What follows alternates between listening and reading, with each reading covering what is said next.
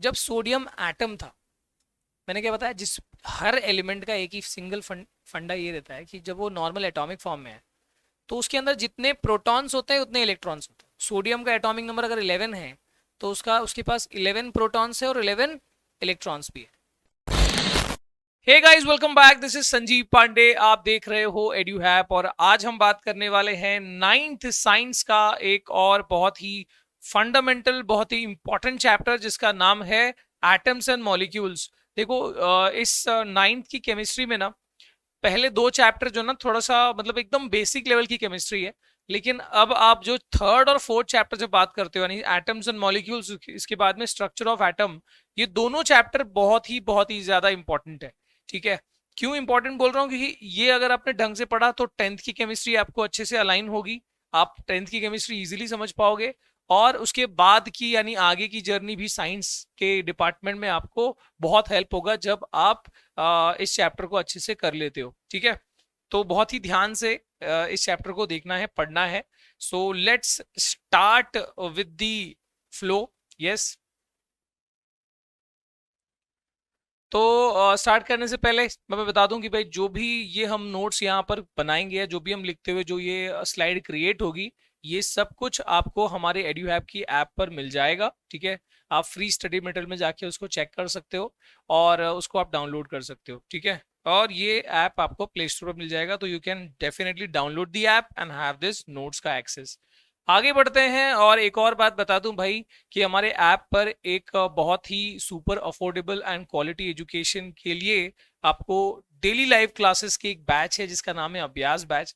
यहाँ पर daily live classes होते हैं by our master teachers by, और इसके अलावा प्रीमियम सुपर नोट्स और वीकली टेस्ट डीपीपी, ये सारी चीजें जो है ये आपको वहां पर मिल रही है। अगर कोई क्वेरी, कोई डाउट हो तो आप ये नंबर पे व्हाट्सएप पे आप पिंग करके और इंक्वायरी ले सकते हैं। ठीक है, तो आइए आगे बढ़ते हैं और शुरू करते हैं। यस, तो यहाँ पर एटम्स एंड मॉलिक्यूल्स ये हमारा चैप्टर है। इसमें बेसिकली वही कि भाई अच्छा सबसे पहले ना ये आप करते हैं, चलो स्टार्ट करते हैं और ये समझने की कोशिश करते हैं कि भाई what is the difference between them. ये एटम और मॉलिक्यूल जो है हमारा, इसमें अंतर क्या है। ठीक है, एलिमेंट्स तो आपको पता होंगे, है ना। एलिमेंट्स क्या होते हैं, हमने मैटर को क्लासिफाई किया था सेकंड चैप्टर में as element, compound and mixture. तो एलिमेंट क्या होते हैं, जो प्योरेस्ट फॉर्म ऑफ मैटर है, जिसको फर्दर किसी भी फिजिकल या किसी भी केमिकल प्रोसेस से आप ब्रेक करके और कुछ और नया एलिमेंट वहां से कुछ और नई चीज निकाल नहीं सकते। ठीक है, so the purest form of matter is your element. और एलिमेंट का ही जो स्मॉलेस्ट आइडेंटिकल एंटिटी होता है उसको हम क्या बोलते हैं, एटम कहते हैं। जैसे अगर गोल्ड के केस में अगर बात करें तो गोल्ड का जो स्मॉलेस्ट आइडेंटिकल यूनिट होगा वो क्या रहेगा, गोल्ड के एटम्स होंगे। ठीक है, इफ इट इज सिल्वर तो सिल्वर के एटम्स होंगे, इफ इट इज सोडियम तो सोडियम के एटम्स होंगे, ऑक्सीजन है तो ऑक्सीजन के एटम्स होंगे। तो हर एलिमेंट का जो स्मॉलेस्ट एंटिटी होता है उसको हम एटम कहते हैं। सर कंपाउंड के स्मॉलेस्ट एंटिटी को क्या बोलते हैं, तो कंपाउंड के स्मॉलेस्ट एंटिटी को हम मॉलिक्यूल बोलते हैं। आप समझ लो कि एटम का जो सबसे स्मॉलेस्ट एलिमेंट का जो सबसे स्मॉलेस्ट एंटिटी है वो एटम है, और कंपाउंड का जो सबसे स्मॉलेस्ट एंटिटी है वो क्या है, वो मॉलिक्यूल। ऑलराइट, अब अब मैं अगर इसको स्ट्रक्चरली देखना चाहूं तो आप देख सकते हो कि here you have, this is your atom, और ये डिफरेंट ऑर्बिट में इलेक्ट्रॉन्स घूम रहे हैं, बीच में न्यूक्लियस है, आपको दिख रहा होगा। तो ये एक एटम है, और इसमें भी नम कौन सी orbit, first orbit, second orbit, ये सब चीजें हमको चैप्टर 4 में सीखने को मिलेंगी। ठीक है, फिलहाल बेसिक आप समझ लो। और एटम ही आपस में जब केमिकली कंबाइन करता है तो मॉलिक्यूल फॉर्म करता है। अब जैसे देखो कि ये एक मॉलिक्यूल है, this is a water molecule, right. ये H2O दिख रहा है आपको, दो हाइड्रोजन एक ऑक्सीजन यहाँ पर आपको दिख रहा है। तो ये क्या है, this is a water molecule. और वाटर मॉलिक्यूल में आप देख सकते हो कि एलिमेंट्स या एटम्स केमिकली कंबाइन करके ये फॉर्म किए हुए हैं। ठीक है, तो ये आप सबसे बेसिक लेवल पे समझ जाओ। एटम क्या है, smallest identical entity of element is atom. And molecule क्या है, when atoms combine chemically they form molecule. या फिर smallest identical entity of a compound is called what, is called molecule. आगे बढ़ते हैं दोस्तों, और देखे भाई साहब यहाँ पर अगला जो है वो क्या है।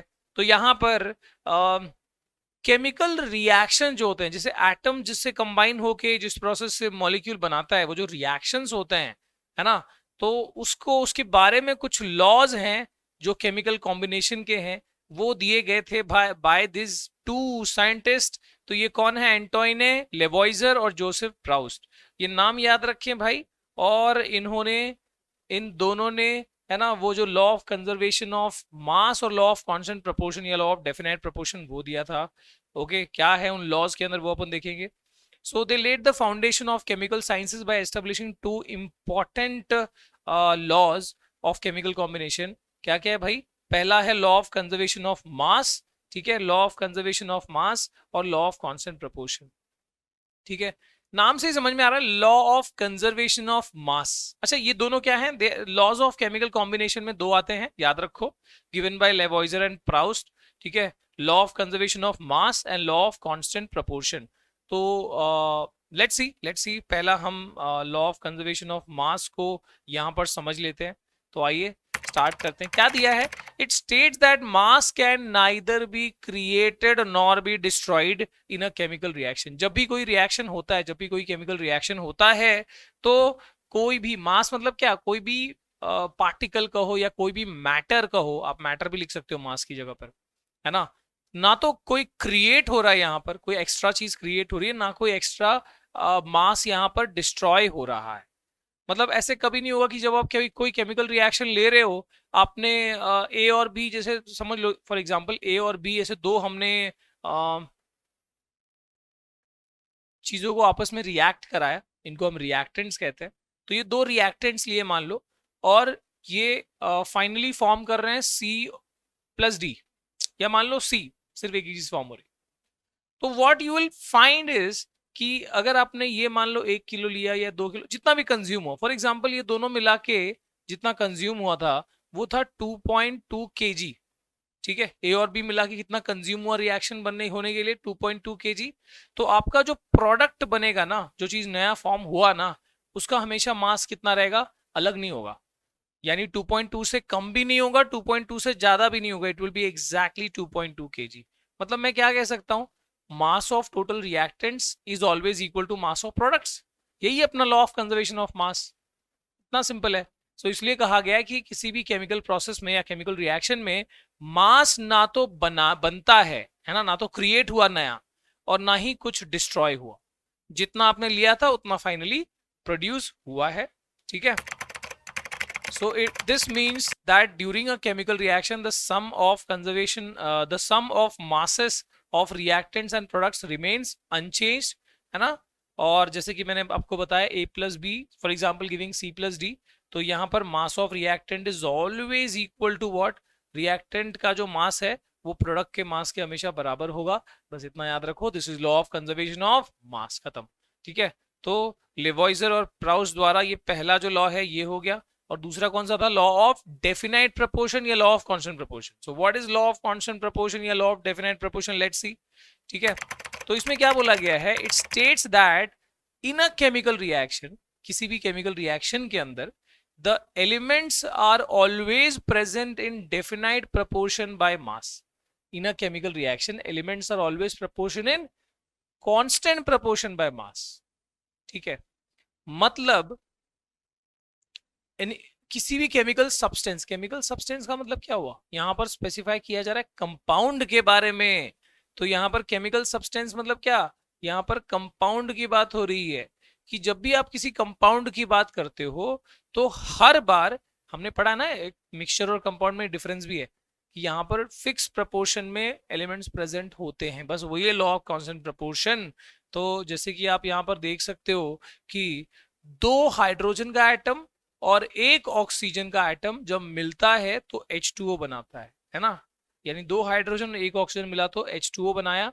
Okay, and this is one molecule of water. तो आप कभी भी देखो कि वाटर चाहे जिस भी सोर्स का हो, कहीं का भी पानी हो, है ना, चाहे नल का पानी हो, चाहे एक्वा जो भी प्यूरिफायर का पानी हो, ठीक है, तो उन सब में आप देख सकते हो कि वाटर अगर है तो वाटर का प्रपोर्शन जो है इट इज ऑलवेज फिक्स, है ना। हमारे ब्लड में भी जो वाटर उसका प्रोपोर्शन भी वही H2O ही होगा। अच्छा, हालांकि ये जब ऑक्सीजन और हाइड्रोजन रिएक्ट करते हैं तो ऐसे फॉर्म में नहीं करते हैं, इनफैक्ट ये O2 फॉर्म में होता है नेचर में। तो जब ये रिएक्ट करेगा तो ये कैसे फॉर्म करेगा, तो इसको बैलेंसिंग की जरूरत पड़ती है, जो आप 10वीं कक्षा में पढ़ोगे। तो असल में इस तरीके से बैलेंसिंग होगी। देखो 4 एटम ऑफ हाइड्रोजन हो गए, यहाँ पे भी देखो 4 एटम ऑफ हाइड्रोजन, 2 ऑक्सीजन था, यहाँ पर भी क्या है 2 ऑक्सीजन है। ये बैलेंसिंग है, this will be done in 10th, तो का टेंशन ना लो। फिलहाल ये समझो कि H2O की बात हो रही है। H2O में H और O का जो रेशियो है नंबर वाइज हमेशा 2 हाइड्रोजन और 1 ऑक्सीजन ही होगा जब भी आप वाटर की बात कर रहे होगे, है ना। तो पानी चाहे आइस का हो, पानी चाहे आइस का हो या फिर पानी नदी का हो, ठीक है, किसी भी सोर्स का पानी हो, आपको हमेशा ध्यान रखना है कि the ratio of hydrogen and oxygen in that water always will be 2 hydrogen 1 oxygen. तो सर मैंने यहाँ पर 1:8 क्या लिखा है, व्हाट इज दिस 1:8? ये मास रेशियो है, हमेशा इसको मास रेशियो के टर्म में लिखते हैं। ऐसे तो हाइड्रोजन और ऑक्सीजन का रेशियो 2:1 है, तो लेकिन वो नंबर ऑफ एटम के हिसाब से रेशियो है, लेकिन हम नॉर्मली क्या लिखते हैं, मास रेशियो लिखते हैं। सर ये कैसे हुआ? अब देखो H2O है, H का मास कितना होता है, एक H का मास होता है 1, और एक O का मास कितना होता है, इसका होता है 8 टू 16 ना, 16 राइट, 12 कार्बन का होता है, 16 हो गया। सो अब 2 हाइड्रोजन है यहाँ पर, तो 1 × 2 हुआ, और यहाँ पर एक ही ऑक्सीजन है, तो 16 × 1 हुआ, यानी 2, और यहाँ पर हो गया 16। इसको आप सिंप्लीफाई करो तो क्या आएगा, 1:8 आएगा ना। तो यही है यहाँ पर हाइड्रोजन इज टू ऑक्सीजन का मास रेशियो इज 1:8। तो आप ये कह सकते हो कि by law of constant proportion you will always find hydro, अगर बात करें कोई भी कंपाउंड की, तो उसमें जो भी एलिमेंट्स प्रेजेंट है उनका mass ratio will always be fixed, ठीक है, डेफिनाइट प्रोपोर्शन होगा हमेशा। ओके, सो यही है अपना लॉ ऑफ केमिकल कॉम्बिनेशन जो हमने कहा। अब जॉन डेल्टन, है ना, डेल्टन साहब बहुत फेमस है, डेल्टन एटॉमिक थियरी, पता नहीं क्या क्या आएगा इनके बारे में। तो जॉन डेल्टन जो है, इन्होंने एक बहुत ही इंपॉर्टेंट एटॉमिक थियरी दी, ठीक है, जो अपन यहाँ पर देखने वाले हैं। So Dalton's atomic theory provided an explanation for law of conservation of mass and law of definite proportion, कि हम जो लॉ की जो हम बात करते हैं, लॉ ऑफ केमिकल कॉम्बिनेशन, उसी को थोड़ा सा और उसको इसके बारे में समझो डिटेल देते हुए एटम्स के बारे में क्या बताया इन्होंने, वो अपन देखेंगे डेल्टन की एटॉमिक थ्योरी में। ये भी इंपॉर्टेंट है जैसे पिछला वाला था, ठीक है। अब हम बढ़ते हैं आगे, और डेल्टन एटॉमिक थ्योरी में पहला जो पॉइंट है, ये पॉइंट वाइज आपको ध्यान रखना है। पहला है all matter is made up of tiny particle called atom. कोई भी मैटर हो, है ना, चाहे वो मतलब एलिमेंट, कंपाउंड, मिक्सचर, कुछ भी बोलो, बेसिक लेवल पे क्या एटम्स से ही बना है ना। कहीं कंपाउंड में एटम्स आपस में केमिकली कंबाइन हुए मॉलिक्यूल बना, पर सब बने तो अल्टीमेटली एटम से ही है। तो ऑल पार्टिकल्स या all matters are made up of tiny particles called atoms, ठीक है। अब यहाँ पर क्या बोला है, एटम्स आर इनडिविजिबल। अच्छा, इसमें और जोड़ते हैं, indivisible, invisible, indestructible part of matter. Atom को ना तो डिवाइड कर सकते हो आप, ना ही उसको तोड़ सकते हो, है ना, और ना ही उसको देखा जा सकता है। अच्छा, ये जिस टाइम की बात हो रही है उस टाइम पे इलेक्ट्रॉन की या सब एटॉमिक पार्टिकल्स की थ्योरी नहीं आई थी। तो आप तो फिलहाल आपको पता है कि एटम के अंदर भी सब एटॉमिक पार्टिकल्स है, वो भी कुछ और क्वार्क नाम के पार्टिकल से बने। तो उस ना हाइपर फाइन लेवल पे उस टाइम पे नहीं था। लेकिन अभी अगर हम आइडेंटिकल नेचर के हिसाब से बात करें, भाई गोल्ड का सबसे स्मॉलेस्ट यूनिट क्या होगा, गोल्ड के एटम्स होंगे, क्योंकि अगर फर्दर उसको आप ब्रेक करते हो, इलेक्ट्रॉन प्रोटॉन निकालते हो, तो गोल्ड की प्रॉपर्टी कहाँ रही उसके अंदर। तो ये उस लॉजिक से समझो आप, ठीक है।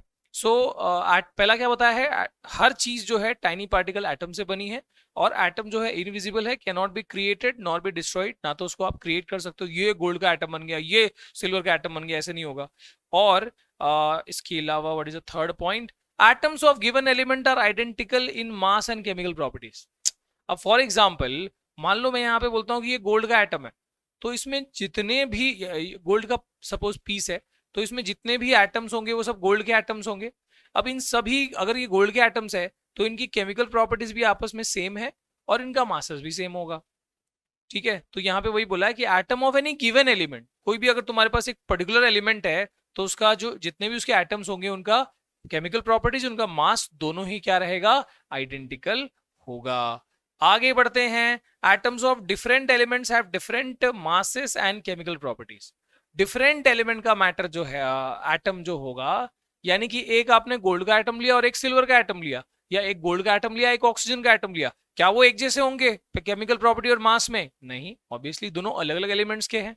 सो यही बोला है कि atom of different elements have different chemical properties and mass. Same element का सेम रहेगा पर डिफरेंट एलिमेंट का डिफरेंट होगा। ठीक है, और इसके बाद atoms combine in small whole number ratio to form compounds. जैसे अपन ने देखा कि हाइड्रोजन और ऑक्सीजन हमेशा 1:8 के रेशियो में मास वाइज रिएक्ट कंबाइन करेंगे और वाटर फॉर्म करेंगे। So that will be atom की एक प्रॉपर्टी हो गई। तो एटम के बारे में हमने क्या क्या बोला? पहला, खाली की पॉइंट याद रखो, पहला क्या है? Tiny particle. हर चीज टाइनी पार्टिकल एटम से बनी है। एटम्स आर इनविजिबल पार्टिकल्स, जिसको ना तो क्रिएट कर सकते हैं ना तो डिस्ट्रॉय कर सकते हैं। उसके बाद हमने क्या बोला? एक पर्टिकुलर एलिमेंट का जो जितने भी एटम्स होंगे सेम होंगे। फिर उसके बाद क्या बोला? डिफरेंट एलिमेंट के एटम्स क्या होंगे? डिफरेंट होंगे। और उसके बाद क्या बोला हमने? Atoms combine in ratio of small whole numbers, ठीक है, टू फॉर्म कंपाउंड्स। डन। इसके बाद एक और है, और क्या है भाई? Relative number of and kind of atoms are constant in given compound. ठीक है, तो हमने यहाँ पे रेशियो के टर्म में बोला, और यहाँ पर भी रिलेटिव नंबर वही की, जैसे एक वाटर में क्या है, 2 हाइड्रोजन 1 ऑक्सीजन, तो वो वाली चीज समझो ये फिफ्थ से ही रिलेट कर रहा है। ठीक है, अब हम बढ़ते हैं आगे और एटम के बारे में थोड़ा सा और देखना पड़ेंगे। It is the smallest unit of matter. Atom क्या है? Smallest unit of matter which may or may not be independent existence but always take part in chemical reaction। जरूरी नहीं है कि एटम हमेशा एटॉमिक फॉर्म में रहे। जैसे अभी नेचर में यहाँ पर हवा में नाइट्रोजन है तो वो N फॉर्म में नहीं है, N2 फॉर्म में। ऑक्सीजन जो है वो O2 फॉर्म में है। ठीक है, तो कहीं डायटोमिक कहीं ट्राइटोमिक, अच्छा वो भी देखेंगे अपन। ठीक है, तो हो सकते हैं, but they normally have a tendency to participate in a chemical reaction, ये उनका नेचर होता है। इसके बाद atomic radius is measured in nanometers. Atom का जो रेडियस है ना, radius of atom is measured in nanometer. ठीक है, नैनोमीटर क्या होता है? 10⁻⁹ मीटर। ठीक है, इनफैक्ट इससे भी और भी छोटे हो सकते हैं। सो 10⁻⁹ मीटर के बहुत ही छोटा होता है भाई 10⁻⁹ मीटर। मतलब आपने ये टर्म और कहाँ सुना हुआ है ये बताना मेरे को। सेकंड चैप्टर में ही हमने कहीं पर सुना हुआ है। सो नैनोमीटर जो है वो एटॉमिक रेडियस की साइज हो सकती है, उस रेंज के हो सकते हैं। इसके बाद symbol of atoms of various elements. ठीक है, अब हम एटॉमिक केमिकल सिंबल्स की बात करते हैं एटम्स की। If symbol has 1 or 2 letters then the first letter of the symbol is always written as capital. ठीक है, और जो सेकेंड लेटर है वो हमेशा स्मॉल रहेगा। अब जैसे कि फॉर एग्जाम्पल क्लोरीन, तो क्लोरीन में 2 लेटर से बना है वो Cl, उसका सिंबल क्या होता है? Cl होता है। C हमेशा कैपिटल रहता है, L हमेशा स्मॉल लिखना है, L को कैपिटल नहीं लिखना है और C को स्मॉल नहीं लिखना है। हमेशा अगर एक लेटर का है तो कैपिटल ही रहेगा। जैसे कार्बन C, क्लोरीन का सिंबल है Cl, तो उसमें हमेशा पहला कैपिटल होगा, बाकी दूसरा अगर यूज हुआ है तो वो स्मॉल रहेगा। ठीक है, और जैसे यहाँ पर दिया hydrogen is H, aluminium is Al। ठीक है, तो आप देख सकते हो पहला कैपिटल दूसरा स्मॉल। तो यही तरीका है सिंबल को लिखने का, और खुद से सिंबल नहीं बनाने का, वो जो स्टैंडर्ड सिंबल है वही। आप बोलोगे सर मेरे को एल्यूमिनियम को A लिखना है तो क्या करूँ मैं? ऐसा नहीं, उसका सिंबल बना हुआ है, दैट इज अ स्टैंडर्ड। ठीक है, अच्छा कुछ एलिमेंट्स का सिंबल ऐसा भी होता है कि जरूरी नहीं है कि वो पहले और दूसरे लेटर के को यूज करके बना हो सकता है कि बीच में से कोई लेटर को यूज करके बना हो। जैसे जिंक में ZN थर्ड पहला और तीसरा लेटर यूज हुआ है, अल्फाबेट यूज हुआ है। ठीक है, क्लोरीन में भी Cl नहीं था, CH से शुरू हुआ था ना, तो यहाँ पर पहला और तीसरा लेटर यूज हुआ है। तो इन सम केसेस, ठीक है, फर्स्ट लेटर और आगे का कोई लेटर का हिसाब से कॉम्बिनेशन से बन सकता है, पर ध्यान हमेशा रखें पहला लेटर हमेशा कैपिटल होगा और उसके बाद वाला हमेशा स्मॉल होगा। ठीक है, अदर सिंबल, अच्छा कुछ एलिमेंट्स के सिंबल जो है ना उनके नाम से मैच ही नहीं खाते। जैसे आयरन का Fe, गोल्ड का Au, सिल्वर का Ag, है ना, लीड का Pb, टिन का Sn, ओके। इसके अलावा मर्क्यूरी का Hg, सोडियम का Na। तो ये सब क्या है भाई, सोडियम तो एस से शुरू होता है, Na कहाँ से आ गया? तो ग्रीक लेटर, लैटिन लेटर से उनका उनको रिप्रेजेंट किया जाता है कुछ केसेस में। अब जैसे यहाँ पर आयरन का Fe क्यों है? आयरन का Fe इसलिए है क्योंकि उसका साइंटिफिक नेम या उसका ग्रीक नेम जो है वो क्या है, फेरम। ठीक है। और वैसे ही सोडियम का Na क्यों है, नाट्रियम। पोटेशियम का K क्यों है, कैलियम। ठीक है। सिल्वर का Ag, अर्जेंटम। गोल्ड का Au, ऑरम। टिन का Sn, स्टैनम। लेड का Pb, प्लम्बम। ठीक है। मर्क्यूरी का Hg, हाइड्रोर्जिरम। ठीक है। तो इस तरीके से जो है आपका साइंटिफिक नेम या उसका ग्रीक नेम के हिसाब से भी सिंबल कुछ केसेस में दिए जाते हैं। तो आपको शुरू के 20 एलिमेंट तो एटलीस्ट याद रखने, याद है कि नहीं है? Hydrogen, helium, lithium, beryllium, boron, carbon, nitrogen, oxygen, fluorine, neon.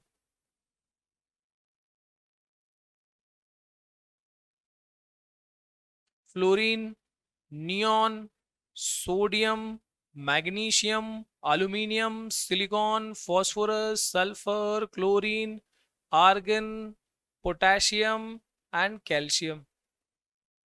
ठीक है। तो ये हो गया आपके शुरू के 20 एलिमेंट, इसको लाइन से ऐसे याद रखना है। ठीक है। कुछ नेमोनिक्स भी होते हैं जैसे ना मांगो अल्लाह से पेप्सी कोला, ऐसे भी याद रख सकते हो। ठीक है। तो ये हो गया आपका कुछ एटम के बारे में, उसके सिंबल्स के बारे में देखा अपन ने। अब आगे बढ़ते हैं और एटॉमिक मास के बारे में बात करते हैं कि एटम को वजन करने के लिए भाजी वाले के पास या सोने वाले के पास जाके उसके मेजरिंग यूनिट से नहीं चलेगा, उसके मेजरिंग यूनिट से। तो यहाँ पर कौन सी यूनिट है जो काम आती है यहाँ पर एटम को मेजर करने के लिए? जो यूनिट काम आती है वो होती है एटॉमिक मास यूनिट या फिर यूनिफाइड मास भी कहा जाता है, समटाइम्स आल्सो कॉल्ड डेल्टन। इसको AMU से रिप्रेजेंट करते हैं। ठीक है। स्मॉल में है, AMU से रिप्रेजेंट करते हैं या तो U से रिप्रेजेंट करते हैं। ठीक है। इसको आप एटॉमिक मास यूनिट या यूनिफाइड मास या फिर डेल्टन नाम से भी इसको आप प्रोनाउंस कर सकते हो। ठीक है। तो एटम को मेजर करने के लिए, एटम्स और मॉलिक्यूल्स के मास को मेजर करने के लिए ये वाली यूनिट काम आएगी, ना कि केजी। ठीक है। अच्छा, केजी में इसका रिलेशन कितना है? 1 AMU का केजी में कितना वजन होगा? तो 1 AMU will be 1.67 10⁻27 KG, very small है ना। एटम बहुत हल्के हैं, पता ही चल रहा है यहाँ पर 10⁻27 की रेंज में जा रहा है, ये याद रखो आप। ठीक है। 1 AMU का रिलेशन बता दिया केजी के साथ में। इसके बाद C12 isotope. What is isotope, ये अपन अगले चैप्टर में स्ट्रक्चर ऑफ एटम में पढ़ेंगे। बहुत ही हाई लेवल पे बताऊं तो आइसोटोप क्या होता है? Isotope is nothing but elements having same atomic number but different mass numbers. तो यानी कार्बन, जैसे हाइड्रोजन का 3 आइसोटोप है, एक है प्रोटियम, एक है ड्यूटेरियम और एक है ट्रीशियम। ठीक है। तो जो प्रोटियम है उसका जो मास है वो है अच्छा, तीनों का एटॉमिक नंबर 1 है, पर मास नंबर प्रोटियम का है 1, ड्यूटेरियम का है 2, ट्रीशियम का है 3। क्यों है? बिकॉज प्रोटियम में 0 प्रोटॉन्स होते हैं, ड्यूटेरियम में 1 प्रोटॉन होता है, सॉरी न्यूट्रॉन। सो प्रोटियम में 0 न्यूट्रॉन, ड्यूटेरियम में 1 न्यूट्रॉन और ट्रीटियम में 2 न्यूट्रॉन। ठीक है। तो ये कंसेप्ट जो है थोड़ा सा मैं आपको अगले चैप्टर में पढ़ाऊंगा, ज़्यादा क्लैरिटी रहेगी। ठीक है। फिलहाल आप ये याद रखो कि कार्बन की एक वेराइटी, मतलब आइसोटोप मतलब उस पर्टिकुलर एलिमेंट की मतलब 2 से ज़्यादा या 1 से ज़्यादा भी टाइप्स हो सकते हैं based on the different masses. ठीक है। जैसे कार्बन का एटॉमिक नंबर तो 12 ही रहेगा, मतलब प्रोटॉन इलेक्ट्रॉन 12 ही रहेंगे, पर हो सकता है कि किसी के केस में सॉरी 12 तो उसका मास हुआ ना, प्रोटॉन इलेक्ट्रॉन कितना होगा कार्बन में, कितना? एटॉमिक नंबर 6 है, तो प्रोटॉन भी 6, इलेक्ट्रॉन भी 6, एटॉमिक नंबर मतलब नंबर ऑफ प्रोटॉन या नंबर ऑफ इलेक्ट्रॉन। पर मास नंबर जो होता है वो प्रोटॉन नंबर और न्यूट्रॉन नंबर को ऐड करके बनता है। तो ऐसा कार्बन का आइसोटोप जिसमें 6 प्रोटॉन और 6 न्यूट्रॉन भी हो, तो मास नंबर कितना हो जाएगा? 6 + 6 12। थोड़ा सा आइडिया मिला? तो हो सकता है कि कार्बन के और वेराइटीज भी हो जिसमें न्यूट्रॉन का नंबर अलग हो, तो वो अलग आइसोटोप बनेगा। तो elements having same chemical property but different masses, ठीक है, you can say properties same रहती है बेसिक, लेकिन उनका मासेस जो है वो क्या रहता है, अलग अलग होता है। तो कार्बन का जो आइसोटोप है, कौन सा वाला आइसोटोप? जिसका मास 12 है। ठीक है। उस आइसोटोप को यहाँ पर उसके मास को यहाँ पर स्टैंडर्ड के तौर पे यूज किया जाने वाला है। अब कार्बन 12 का मास क्यों लिया भाई? वैसे तो हमको पता है कि हाइड्रोजन सबसे हल्का है, तो हाइड्रोजन को स्टैंडर्ड क्यों नहीं माना? हाइड्रोजन को 1 एटॉमिक मास यूनिट में लेने में क्या दिक्कत है? अगर हाइड्रोजन को या हीलियम को जो शुरुआती एलिमेंट्स का किया गया था टेस्ट कि उसको A1 AMU माने या बेसिक एलिमेंट की तरफ उसको यूज करें फॉर मास, तो दिक्कत ये होती थी कि अगर आप हाइड्रोजन के मास को 1 यूनिफाइड मास ले रहे हो और उसके मास को के हिसाब से आप रिलेटिव मास आप निकाल रहे हो, तो दिक्कत क्या आती है कि बाकी सब केसेस में मतलब हाइड्रोजन के साथ अगर कंपेयर करें तो हर एक एलिमेंट का एटॉमिक मास जो है ना वो पॉइंट्स पॉइंट्स में आता है, डेसिमल बहुत बढ़ जाते थे। तो ना आगे फिर और फिर मतलब उसमें डेसिमल से तो ऑब्वियसली कंफ्यूजन होगा, तो उसको थोड़ा सा और स्टैंडर्ड को रिफाइन करने की जरूरत थी। और तब जाके धीरे धीरे रिसर्च करके पता चला कि नहीं, कार्बन 12 C12 एक ऐसा एटम है जिसके आप 1/12 मास को लो, यानी कार्बन एटम आपने ले लिया, इसके 12 इक्वल पार्ट्स करो आप, ठीक है, इसके आप 12 इक्वल पार्ट्स करो, कर तो नहीं सकते, अज्यूम करो 12 इक्वल पार्ट्स, और इसका जो 1 पार्ट होगा, एक जो पार्ट रहेगा, मतलब मान लो एक तरबूजा लिया आपने, उसको 12 इक्वल हिस्से कर दिए, और उस वाटरमेलन का एक जो आपने पीस निकाला, तो वो उस साइज की बात हो रही है, वैसे वाले पार्ट की बात हो रही है। तो आपने C12 लिया जिसका मास है 12, ऑब्वियसली पता चल रहा है 12 है, तो आप उसका अगर 1/12 हिस्सा करते हो तो उसका मास कितना होगा? 1। वही उसी को स्टैंडर्ड माना गया एज 1 AMU। अब इसका एडवांटेज क्या था कि जब 1/12 ऑफ कार्बन एटम को आप 1 AMU ले रहे थे, तो उस केस में फिर बाकी एलिमेंट्स को जब कंपेयर करते थे कि भाई ठीक है, जैसे अगर मैं फिजिकली बताऊं तो मान लो एक तराजू मैंने यहाँ रख दिया, ठीक है, एक साइड और दूसरा साइड उसका बैलेंस बराबर, जस्ट फिजिकली मैं समझा रहा हूँ, ऐसे होगा नहीं रियली, एटम की लेवल पे बात हो रही है।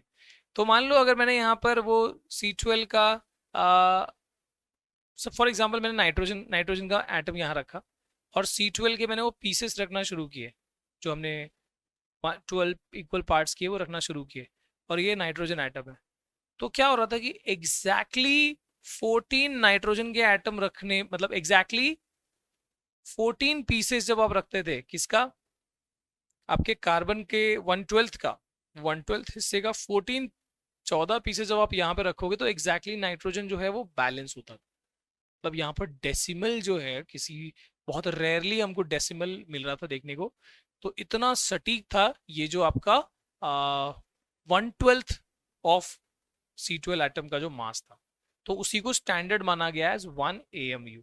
ठीक है, तो 1 एटॉमिक मास यूनिट 1 AMU, ये आता है, this is very important, 1 AMU का डेफिनेशन है, 1 AMU is the unit mass equal to, exactly equal to 1/12 of mass of C12 atom. ठीक है, बहुत सिंपल है, मैंने क्या बताया, एक C12 एटम का 1/12 पार्ट करो, मतलब 12 पार्ट करो, उसका जो एक हिस्सा होगा that is 1/12 of mass of C12 atom, उस एक हिस्से का जो मास है इट इज बराबर टू या इक्वल टू आपका 1 AMU।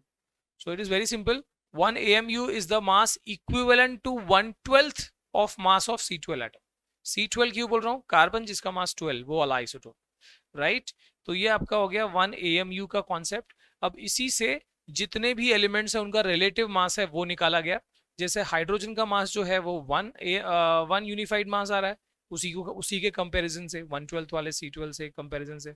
ठीक है, हीलियम का जो मास है वो 4 यूनिफाइड मास आ रहा है, कार्बन का है 12 यूनिफाइड मास, नाइट्रोजन का है 14, ऑक्सीजन का है 16, ठीक है, सोडियम का है 23, मैग्नीशियम का है 24, और एल्यूमिनियम का है 27।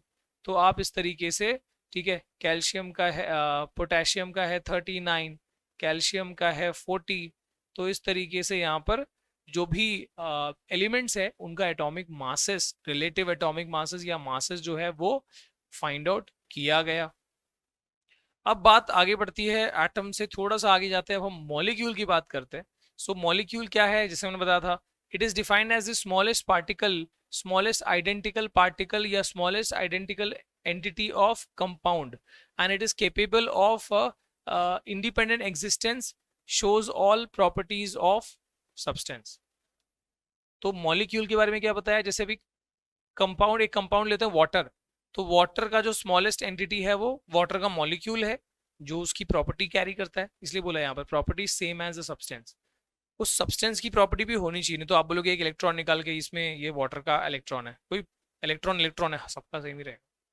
सो वाटर का वो कौन सा स्मॉलेस्ट पार्टिकल है जो वाटर की प्रॉपर्टी कंटेन करता है, तो वो वाटर का मॉलिक्यूल है, राइट। एंड वो फ्रीली एग्जिस्ट कर सकता है, H2O जो है फ्रीली ऐसे एग्जिस्ट कर सकता है। H2O एक सिंपल एंटिटी हो गया वैसे, ठीक है। अब it is group of two और मोर, व्हाट इज मॉलिक्यूल का और डिटेल बताया जा रहा है। मॉलिक्यूल क्या है? It is a group of two और more atoms that are chemically combined together. so two or more atoms that are chemically combined together and held tightly by attractive forces, ठीक है। जैसे आप अगर देखो तो वाटर में क्या है, वाटर में एक ऑक्सीजन और दो हाइड्रोजन, ये आपस में केमिकल कॉम्बिनेशन से आपस में जुड़े हुए हैं, उनके बीच में आपस में कुछ अट्रैक्शनल फोर्सेस है जिससे वो बॉन्ड तैयार हुआ है, राइट। मॉलिक्यूल्स ऑफ एलिमेंट्स, यानी ये क्या है सर, मॉलिक्यूल ऑफ कंपाउंड होता है, एलिमेंट का कहाँ से आ गया? एलिमेंट के भी मॉलिक्यूल होते हैं, ठीक है। Molecules of element are constituted of same type of atoms. जैसे मैंने आपको अभी थोड़ी देर पहले एग्जांपल दिया था कि ऑक्सीजन यहाँ नेचर में O2 फॉर्म में होता है, O फॉर्म में नहीं होता, एटॉमिक सिंगल एटॉमिक फॉर्म में नहीं होता, वो डायटॉमिक फॉर्म में होता है। यानी अगर आप हवा में यहाँ पर ऑक्सीजन देखोगे तो इट विल बी O2, यानी दो ऑक्सीजन का आपस में केमिकल कॉम्बिनेशन से वो O2 मॉलिक्यूल तैयार हो गया है, ठीक है। यानी एलिमेंट्स का भी मॉलिक्यूल बन सकता है जब वो आपस में ही जुड़ जाते हैं टू गेन दैट स्टेबिलिटी, ठीक है। सो मॉलिक्यूल ऑफ एलिमेंट भी एग्जिस्ट कर सकता है। सर सिर्फ डायटोमिक फॉर्म होता है, कुछ और भी रहता है? देखो, the number of atoms consisting in a molecule is known as atomicity. तो जब मैं ये कहता हूं कि अगर मैंने यहां पर लिया गोल्ड का एटम और वो सिंगल फ्रीली एग्जिस्ट कर रहा है, तो what is the atomicity of this gold atom? It is 1। यानी इसका मतलब क्या हुआ कि नेचर में गोल्ड जो है वो फ्रीली एग्जिस्ट करता है, सिंगल एटॉमिक फॉर्म में एग्जिस्ट करता है। सो एटॉमिक्स मतलब मेजरली जो आपके मेटल्स होते हैं ना, मेटल्स का एटॉमिसिटी अक्सर 1 ही होता है, ठीक है। सो आप आयरन ले लो, कॉपर ले लो, वो फ्रीली एग्जिस्ट करेंगे। कॉपर आपस में कॉपर से जुड़ के C2 फॉर्म नहीं करता, C4 फॉर्म, Cu2 या Cu4 नहीं फॉर्म करता। तो एटॉमिसिटी मतलब क्या, किसी भी एलिमेंट का जब वो नेचुरल फॉर्म में रहता है तो उसका उसके एक मॉलिक्यूल में कितने एटम्स होते हैं, या वो कैसे कॉम्बिनेशन में मिलता है। क्या वो सिंगल एटॉमिक फॉर्म में मिलता है तो उसको हम मोनो एटॉमिक बोलेंगे, एंड जो एटॉमिसिटी है वो क्या रहेगी, 1 रहेगी, ठीक है। अगर जैसे O2 का मैंने एग्जांपल लिया तो उसका एटॉमिसिटी क्या है, 2 है, यानी एक कॉम्बिनेशन में हमेशा डबल डबल एटम्स के फॉर्म में रहता है। ऐसे ही नाइट्रोजन का भी एटॉमिसिटी 2 है, क्लोरीन का भी एटॉमिसिटी 2 है, ठीक है। तो हाइड्रोजन का भी एटॉमिसिटी जो है वो नॉर्मली 2 के फॉर्म में होता है। तो इस तरीके से मोनो एटॉमिक और डायटॉमिक देख लिया हमने एटॉमिक सिटी में। एटॉमिसिटी 8 का भी एक एग्जाम्पल है और एटॉमिसिटी 4 का भी एक एग्जाम्पल है। I want you to comment in the comment section, आप बताओगे कि एटॉमिसिटी 8 वाला कौन सा एलिमेंट है, एटॉमिसिटी 4 वाला कौन सा एलिमेंट, ठीक है। तो आप बताओगे वो। Molecule of some elements contain only 1 atom and is known as monoatomic. जो मैंने आपको ऑलरेडी बताया, गोल्ड, सिल्वर, सोडियम, आयरन, ये सब मोनोएटॉमिक फॉर्म में रहते हैं। Metals are normally in this form, ठीक है। Molecules of some element contain 2 और more atoms and they are, अगर 2 एटम है तो उसको डायटोमिक बोलेंगे, उससे ज्यादा रहेगा तो पॉलीएटॉमिक। जैसे अब मैं एग्जांपल में आपको बताना है वो पॉलीएटॉमिक में कौन सा रहेगा, ठीक है। तो ये हो गया आपका कुछ बेसिक मॉलिक्यूल के बारे में। अब यहाँ पर एटॉमिक देखो, आपका यहाँ पर कुछ एक आंसर तो यही मिल गया, ठीक है। तो आप देख सकते हो कि आर्गन फ्रीली एग्जिस्ट करता है, यानी सिंगल एटॉमिक फॉर्म में एग्जिस्ट करता है। हीलियम, ये सब less reactive, least reactive noble gases है, सो ये नेचर में फ्रीली एग्जिस्ट करते हैं, दे आर क्वाइट स्टेबल। उसके बाद देखो ऑक्सीजन, हाइड्रोजन, नाइट्रोजन, क्लोरीन, ये सब क्या है, डायटॉमिक वाले एग्जाम्पल में आएगा, ठीक है। और यहाँ पर देखो फॉस्फोरस का अगर आप देखो तो फॉस्फोरस क्या आ गया, टेट्रा एटॉमिक। यहाँ पर ये व्हाट विल बी दिस, ये हो गया आपका टेट्रा एटॉमिक। टेट्रा का मतलब क्या हुआ, टेट्रा मतलब होता है 4, टेट्रा पैक पता है ना, 4 कोनों वाला। सो वो आपका हो गया टेट्रा एटॉमिक। अब ये सल्फर है ना, S8 है, तो ये क्या हो गया, पॉली एटॉमिक, है ना। 8 एटम एक ही सल्फर की यूनिट में होंगे, क्राउन शेप में होता है वो, ठीक है। सो इफ यू सी ये देखो, ये 1 हो गया, 2 हो गया, 3 हो गया, 4 हो गया, 5 हो गया, 6 हो गया, 7 हो गया और ये 8 हो गया। तो ऐसे क्राउन शेप में रहता है ना, ताज होता है ना, वैसे देखो ये 8 सल्फर एटम्स। आप इसको ऊपर से देखोगे तो ऐसे ऊपर एक ऑक्टागन टाइप दिखेगा।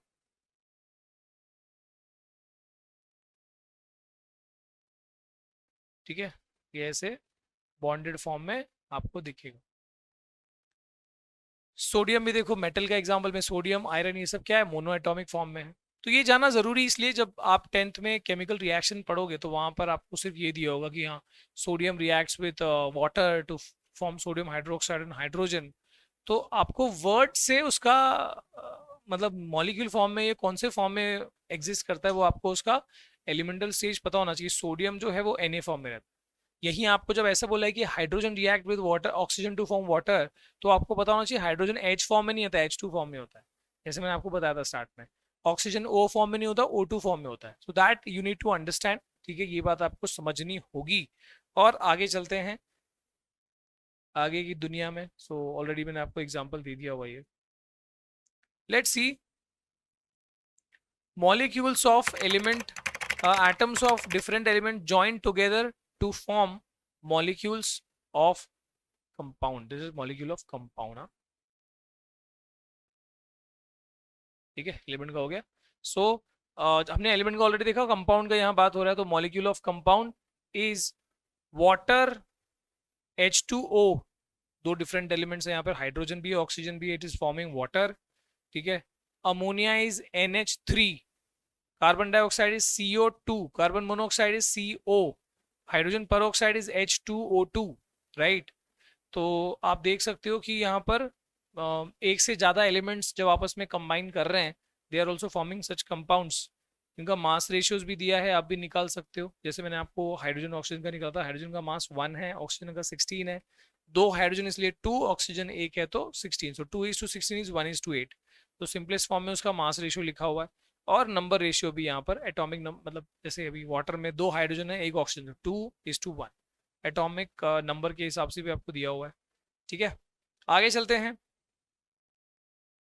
Molecules of compound, just see this, यहाँ पर आपको HCl और वाटर का भी एग्जांपल में दिया हुआ है। इसके बाद तीसरा है आयंस।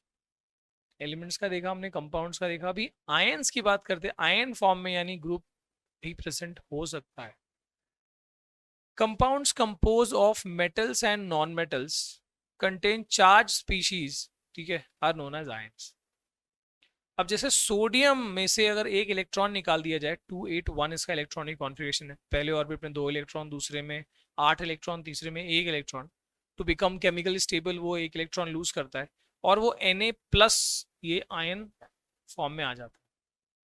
देखो, जब सोडियम एटम था, मैंने क्या बताया, जिस हर एलिमेंट का एक ही सिंगल फंडा ये रहता है कि जब वो नॉर्मल एटॉमिक फॉर्म में है तो उसके अंदर जितने प्रोटॉन्स होते हैं उतने इलेक्ट्रॉन्स होते हैं। सोडियम का एटॉमिक नंबर अगर 11 है तो उसके पास 11 प्रोटॉन्स है और 11 इलेक्ट्रॉन्स भी है।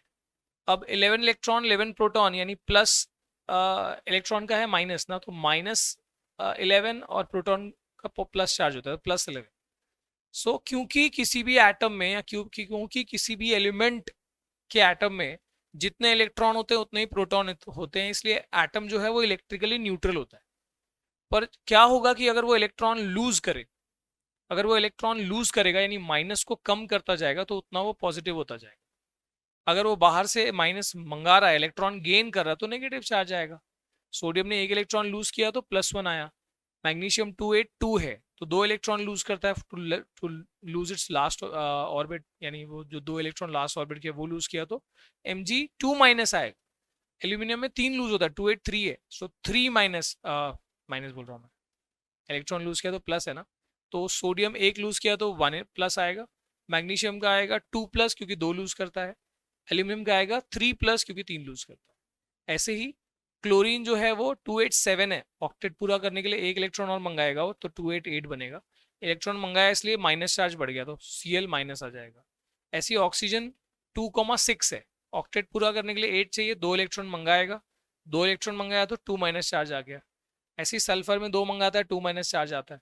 तो किसी में प्लस किसी में माइनस, जब भी एटम के पास ऐसे चार्ज आ जाते हैं, जब वो इलेक्ट्रॉन लूज या गेन करता है और ऐसे चार्ज डेवलप हो जाते हैं, ऐसे एटम को हम आयन कहते हैं। सो व्हाट इज आयन? तुम्हारे सिंपल शब्दों में समझ लो कि एटम के पास जब चार्ज आ जाएगा तो उसको हम क्या बोलेंगे? आयन कहेंगे।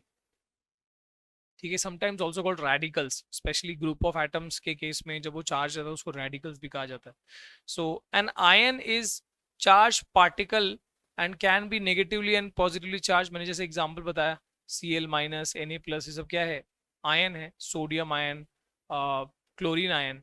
अब एक और बात समझो कि आयन जब नेगेटिवली चार्ज रहता है तो उसको एनायन कहते हैं, और आयन जब पॉजिटिवली चार्ज रहता है उसको क्या बोलते हैं? केटायन। तो यहाँ पर सोडियम क्या है? पॉजिटिवली चार्ज है, तो उसको मैं क्या बोलूंगा? ये क्या है? केटायन है। ठीक है, और जो नेगेटिवली चार्ज है उसको क्या बोलते हैं? एनायन। तुम लोग इसको याद कैसे रखें, बहुत कंफ्यूज हो सकता है। तो देखो, केट आयन, देखो केट आयन में, केटायन में अपने आप पॉजिटिव की झलक दिखने लगी। देखो ये प्लस दिख रहा है ना, ये जो टी है इसको प्लस समझ लो। तो पॉजिटिव का मतलब है केटायन और नेगेटिव का मतलब है एनायन। तो ion consist of single charge atom और group of atom that has net charge on them. ठीक है, and group of atoms carrying net charge is also called polyatomic ion भी कहते हैं। जैसे ये मोनो एटॉमिक है, ऐसे ही जैसे अभी OH माइनस जो ये ग्रुप है, ये OH माइनस, ये O और H का कॉम्बिनेशन है, उसके साथ में एक माइनस चार्ज लगा हुआ है, तो ये क्या हो गया? ये तुम्हारा पॉलीएटॉमिक एग्जाम्पल हो गया। ऐसे ही सल्फेट SO4 2 माइनस, ये ग्रुप ऑफ एटम है जिसके पास चार्ज है, तो ये भी पॉलीएटॉमिक आयन हो गया। ठीक है, तो मोनोएटॉमिक आयन भी हो सकते हैं और पॉलीएटॉमिक आयन भी हो सकते हैं। अब आपको ना कुछ पॉलीएटॉमिक आयंस, कुछ मोनोएटॉमिक आयंस आपको ये पढ़ने होंगे। ठीक है, इसका मैं टेबल बताऊंगा, उससे पहले आप ये देख लो वैलेंसी क्या होता है। तो valency is the combining capacity of element. हालांकि इसका डिटेलिंग आपको सेकंड नेक्स्ट चैप्टर में जो आपका स्ट्रक्चर ऑफ एटम है वहां पर देखोगे, पर फिलहाल ये समझ लो valency is the combining capacity of element. जैसे मैंने बताया कि आपको सोडियम जो है वो पहले ऑर्बिट में 2 इलेक्ट्रॉन, दूसरे में 8 इलेक्ट्रॉन, तीसरे में 1 इलेक्ट्रॉन, तो वो 1 इलेक्ट्रॉन लूज करके और वो क्या बन सकता है? स्टेबल बन सकता है। इसलिए उसकी वैलेंसी क्या हुई? सोडियम की वैलेंसी क्या हो गई? 1। ठीक है, व्हाट इज वैलेंसी? सिंपल है, number of electron donated, accepted या शेयर्ड। तो यहाँ पर डोनेट किया, वैलेंसी 1 हो गई। अब वहीं अगर मैं क्लोरीन देखूं 287, तो लास्ट ऑर्बिट में 7 इलेक्ट्रॉन है। ऑक्टेट पूरा करने के लिए 7 लूज करना is not a good logic. उससे अच्छा है किसी से वो 1 इलेक्ट्रॉन मंगा ले, उसका काम हो जाएगा। सो demanding that 1 electron will make it stable, तो उसकी भी वैलेंसी क्या हो गई? 1। मतलब चाहे डोनेट करे, चाहे गेन करे, चाहे शेयर करे, कोई फर्क नहीं पड़ता, लेकिन कितना इलेक्ट्रॉन किया वो उससे फर्क, बट दैट इज वैलेंसी। अब जैसे मैग्नीशियम 282 है तो वो 2 लूज करेगा, वैलेंसी 2 हो गई। ऑक्सीजन 2 गेन करेगा, वैलेंसी 2 हो गई। वैलेंसी का मतलब नहीं है कि वो क्या कितना लूज, मतलब लूज कर रहा है कि गेन कर रहा है, कितना कर रहा है वही वैलेंसी।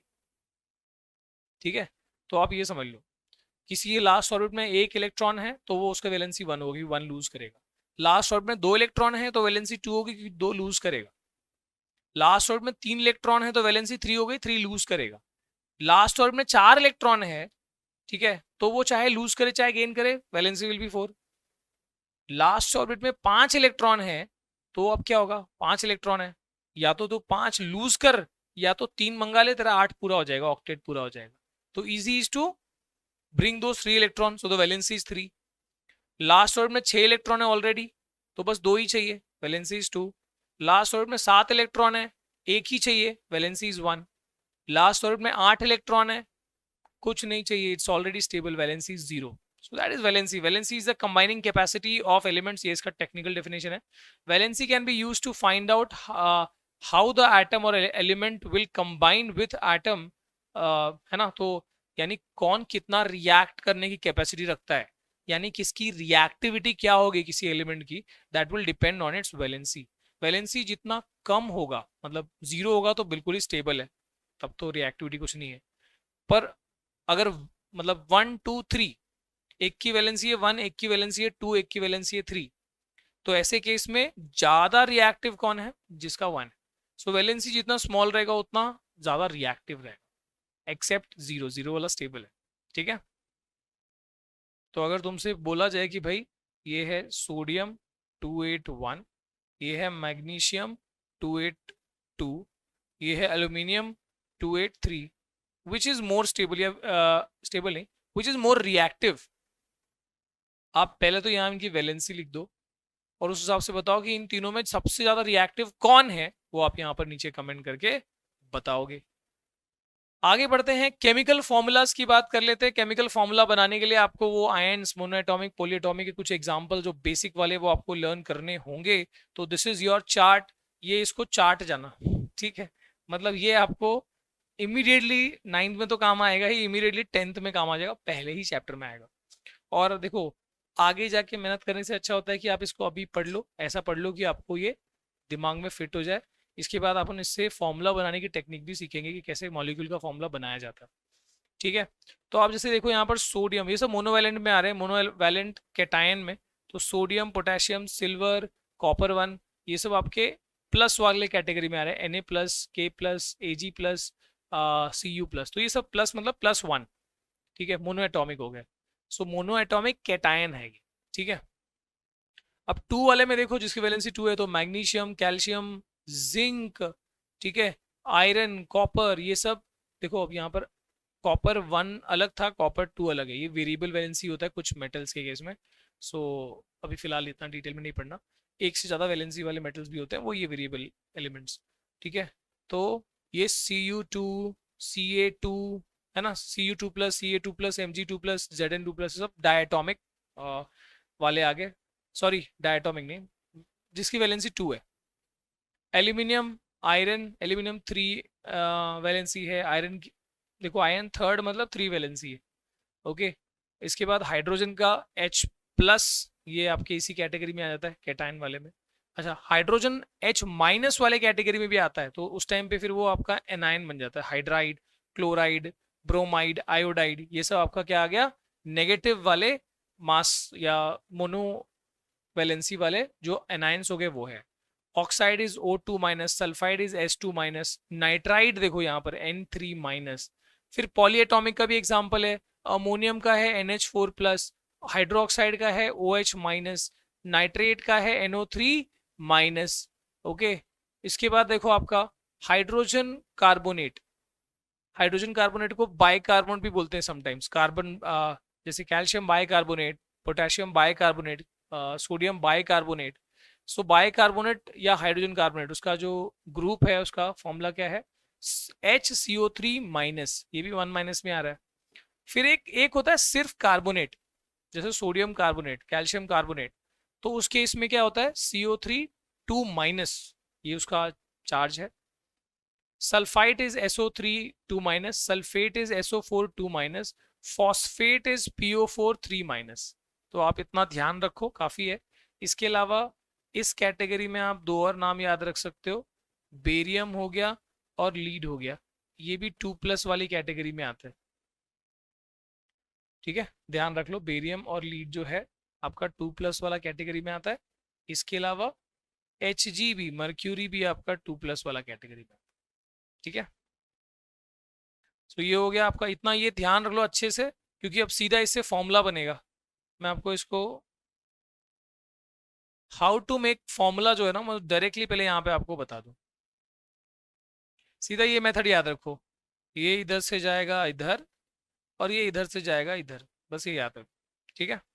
अब जैसे मुझे बताना है कैल्शियम क्लोराइड, फॉर्मूला क्या होगा। तो हमेशा याद रखो, पहले वाला आपका कैटायन होता है, दूसरा एनायन होता है। तो लिख दो वैसे ही, कैल्शियम का क्या है देखो, कैल्शियम का है Ca2 प्लस, लिख दो यहाँ पर Ca2 प्लस। और क्लोराइड का क्या है देखो यहाँ पर Cl माइनस, यानी माइनस मतलब क्या, -1 है। अब आप चार्ज को छोड़ देना, मतलब प्लस माइनस को वो ध्यान नहीं देना आपको, सिर्फ नंबर पे ध्यान देना है। सो यहाँ का नंबर क्या है 2 और यहाँ का नंबर क्या है 1, और इस नंबर को अपोजिट साइड में फेंक दो, ये रूल। सो 2 आ जाएगा यहाँ पर, 1 आ जाएगा यहाँ पर, so the formula becomes CaCl2, बस इतना ही। तुम बोलोगे सर ठीक है, एक और बता दो। तो जैसे अभी मान लो अमोनियम क्लोराइड,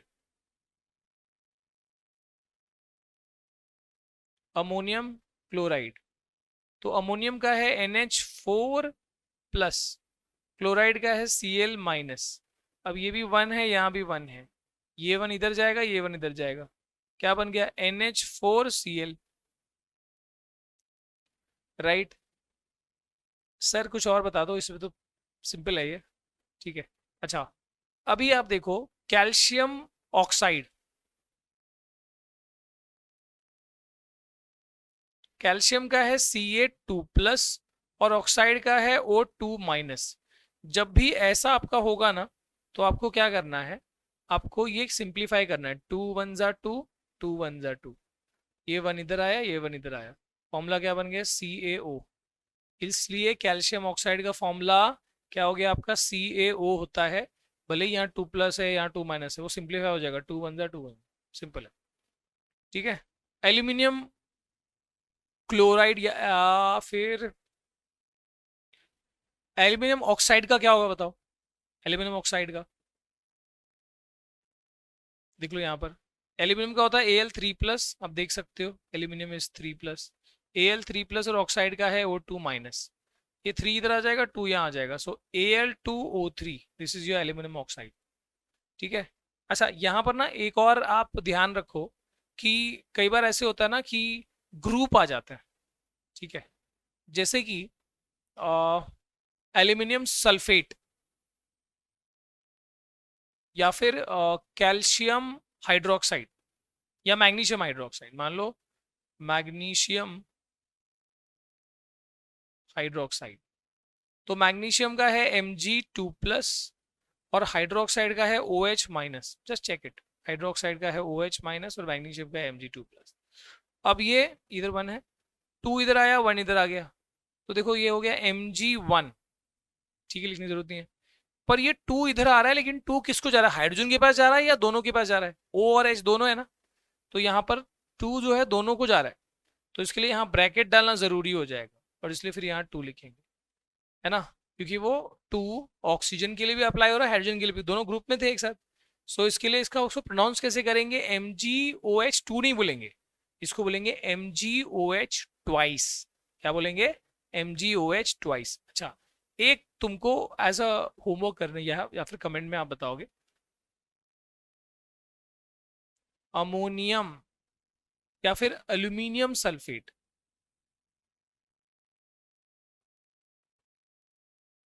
चलो अमोनियम में करो, अमोनियम सल्फेट का करोगे, दूसरा कैल्शियम बाइकार्बोनेट,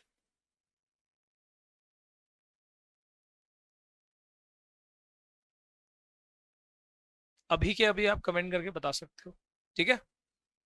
तो ये हो गया आपको how to make chemical formula, जो मैं भी बताया था ना कि 10th में आपको क्या आएगा कि आपको ये बोला होगा कि भाई something react with something, words में बोला होगा सीधे, और आपको उसको इक्वेशन में लिखना है, यानी खुद ही सारे केमिकल फॉर्मूलाज जो है वो आपको मॉलिक्यूलर फॉर्मूलाज खुद से लिखने होंगे और फिर उसको बैलेंस करना होगा।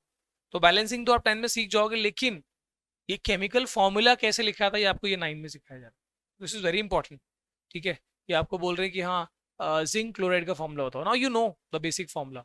और ऐसा नहीं कि ये रूल पूरे दुनिया जहान में लगा सकते हैं, पर एटलीस्ट हमारा जो 9th 10th के लेवल पे जो हम केमिकल्स पढ़ने वाले हैं उसका तो काम ना हो जाए, ठीक है। आगे चलते हैं, मॉलिक्यूलर मास। अब एटॉमिक मास देखा था अपन ने, मॉलिक्यूलर मास क्या है, वही मास ऑफ मॉलिक्यूल। अब जैसे मॉलिक्यूलर मास ऑफ वाटर, ठीक है, अब क्या है, हाइड्रोजन है उसके अंदर और ऑक्सीजन है, हाइड्रोजन का मास है 1, ऑक्सीजन का मास है 12, तो अब देखो H2O है, राइट, तो उसमें एक ऑक्सीजन है और 2 हाइड्रोजन है, तो एक का मास 1 है, तो यानी इसका मास 1 है, इसका मास 1 है, इसका मास 16 है, सो 1 प्लस 16 कितना हुआ, इट इज 18, कितना हो गया 18, ओके। तो ऐसे ही मॉलिक्यूलर मास निकाला जाता है, molecular mass of HNO3, HNO3 का क्या हो जाएगा, इसमें एक H है, एक N है और 3 ऑक्सीजन है, ठीक है, तो एक H है तो 1 उसका मास है, नाइट्रोजन का मास है 14 और ऑक्सीजन का मास है 16, अब 3 ऑक्सीजन तो कितना हो गया 16 इंटू 3, सो ये हो गया 48, ये हो गया 49 और 14, कितना हो गया, सो 48 और यहाँ पर ये आपका हो गया, लिख तो यार यहाँ पे लिख, सो इट इज 63। ये हो गया आपके nitric acid, HNO3 is nitric acid, उसका मास हो गया। ठीक है, अब आगे बढ़ते हैं। अच्छा, इसमें एक दो एग्जांपल और बताता हूँ, चलो। So let us suppose take an example जहां पर अपन H2SO4, अपन NaOH, अपन NaCl और AlCl3 या Al2O3। ओके, और किसका मास निकाल सकते हैं अपन?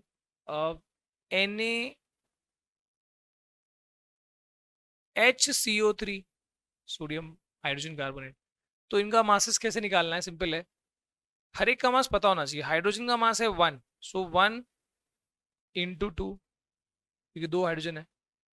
सल्फर का है 32, ठीक है, तो 32 × 1, क्योंकि एक ही सल्फर है। ऑक्सीजन है 16 और × 4, ठीक है, तो ये हो गया आपका 64, ये हो गया आपका 32, कितना हो गया? 96 यहीं पर हो गया, और ये 2, तो यानी 98 हो गया, राइट। बाकी 1 2 3 4 ये आपको करना है, कर सकते हो आसानी से। बस आपको एटॉमिक मासेस पता होने चाहिए, जो बेसिक वाले एटॉमिक मासेस है। तो बेसिक वाले एटलीस्ट कितना याद रखो? हाइड्रोजन का है 1, हीलियम लिथियम, हीलियम तो नहीं आएगा कंपाउंड फॉर्मेशन में आपके, ठीक है, लिथियम बेरिलियम बोरॉन कार्बन का आपको आएगा 12, नाइट्रोजन का आएगा 14, ऑक्सीजन का आएगा 16, और नियॉन सोडियम का काम आएगा 23, मैग्नीशियम का 24, एल्यूमिनियम का 27, ठीक है, फॉस्फोरस सल्फर 32, ठीक है, फॉस्फोरस का 31, सल्फर 32, क्लोरीन का है 35.5 यूनिफाइड मास, ठीक है, और पोटेशियम कैल्शियम इसका है 39, कैल्शियम का है 40, ठीक है। तो ये इतना आप याद रख लोगे तो आपका मॉलिक्यूलर मास का कॉन्सेप्ट हो जाएगा पूरा। आता है एग्जाम में, calculate the molecular mass of this this this, या ऐसे भी आ सकता है कि calculate right the molecular formula of ammonium sulphate and find its molecular mass. तो आपको एटॉमिक मास तो पता होना चाहिए उसके लिए, और ये फिर आयन वाली थ्योरी, ठीक है। अब आगे बढ़ते हैं, फॉर्मूला यूनिट मास की बात करते हैं। देखो कई केसेस में ऐसा होता है ना कि मॉलिक, जैसे मैंने बताया कि वाटर के केस में H2O में हाइड्रोजन और ऑक्सीजन से रिएक्ट किया, तो वो उसमें 2 हाइड्रोजन एटम एक ऑक्सीजन से रिएक्ट करके और वो H2O बनाए, एंड वो फ्रीली वैसे एग्जिस्ट करता है। पर कुछ कंपाउंड्स के केस में वो ऐसे मॉलिक्यूल फॉर्म में एग्जिस्ट नहीं करता, वो ऐसे क्रिस्टल फॉर्म में एग्जिस्ट करता है, यानी उसके आयन्स आपस में एक पर्टिकुलर अरेंजमेंट कर लेते हैं। जैसे अभी ये NaCl जो आपका एग्जाम्पल दिया हुआ है, इसमें ऐसे नहीं होगा कि एक Na और एक Cl जुड़ के एक NaCl बना लिया और ऐसा अलग से पार्टिकल NaCl है, फिर निकला NaCl, फिर निकला NaCl, ऐसे नहीं होता। उसमें क्या होता है, Na+ जो है और Cl- जो है वो एक ऐसा ग्रुप बनाते हैं, कई सारे Na+ और कई सारे Cl-। देखो यहाँ ब्लू वाला Na है और ये ग्रीन वाला Cl है, और ऐसे करके इन्होंने ऐसे क्रिस्टल लैटिस शेप जो है, रेगुलर शेप जो है वो हासिल किया है। और ऐसे केस में आपको अगर मॉलिक्यूलर मास निकालना हो तो आप कैसे निकालोगे? जवाब ये है कि जैसे अपन निकालते हैं वैसे ही निकालेंगे, लेकिन सिर्फ उसका नाम बदल जाएगा। It will B not called molecular mass, तब इसको कहा जाएगा फॉर्मूला यूनिट मास। तब इसको मॉलिक्यूलर मास नहीं कहा जाएगा, इसको बोला जाएगा फॉर्मूला यूनिट मास, ठीक है। तो formula unit mass is calculated in the same manner as we calculate the molecular mass, ठीक है। The only difference is that we use the word formula unit mass for those substances whose constant particles are ions. वहां पर वो atomic form में नहीं होते, ionic form में होते हैं, है ना, और पूरा ऐसे ग्रुप बनाते हैं, इसलिए उसको फॉर्मूला यूनिट मास कहा जाता है, क्योंकि एज सच मॉलिक्यूल तो एग्जिस्ट नहीं कर रहे ना, ठीक है, हेंस इट इज कॉल्ड। तो निकालने के लिए वैसे निकालोगे आप, सोडियम का है 23 और क्लोरीन का है 35.5, सो 58.5 जैसे अपन ने निकाला वैसे ही मॉलिक्यूलर मास की तरह ही निकाला अपन ने, but this will be called formula unit mass, ठीक है। Sodium chloride has a unit formula unit of NaCl, right. Its formula unit mass can be calculated as, जो मैंने अभी बताया आपको। ठीक है, आगे बढ़ते हैं। Let's move towards calculate the molecular masses of, भी तो निकाला था यार, कितना निकालोगे। ठीक है, तो इसमें आपको एटॉमिक मासेस जो है वो आपको दिया हुआ है, जिसमें से मैंने तुमको ये बता दिया कौन सा काम की चीज़ है अपने। तो ये पहला हो गया, ये वाला हो गया, ये वाला हो गया, ये वाला हो गया। ठीक है, सोडियम का हो गया, मैग्नीशियम का हो गया, एल्यूमिनियम का हो गया, फॉस्फोरस का काम आएगा, क्लोरीन का आ सकता है, सल्फर का, क्लोरीन का, पोटेशियम एंड कैल्शियम। ये इससे काम चल जाएगा। वैसे आप इसको पढ़ लोगे तो बेटर ही रहेगा। ठीक है, तो आप यहाँ पर कुछ और, वो तो मैंने ऑलरेडी दी ना तुमको मॉलिक्यूलर मास कैलकुलेट करने को।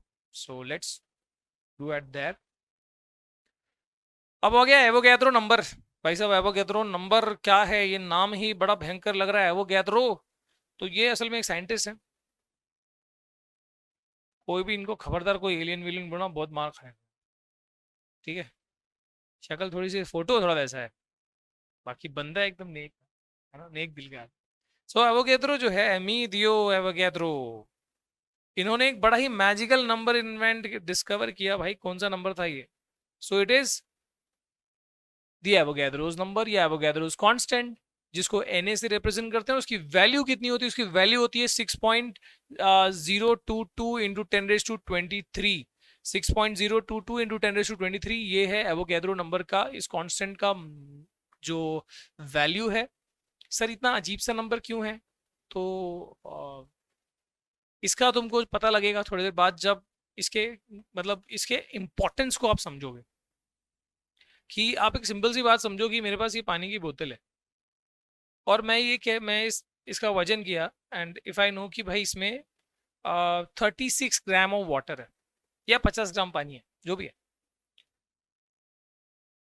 क्या तुम इसके एटम या इसके मॉलिक्यूल्स को मेजर कर, या पता कर सकते हो कि इसमें कितने मॉलिक्यूल्स हैं वाटर के?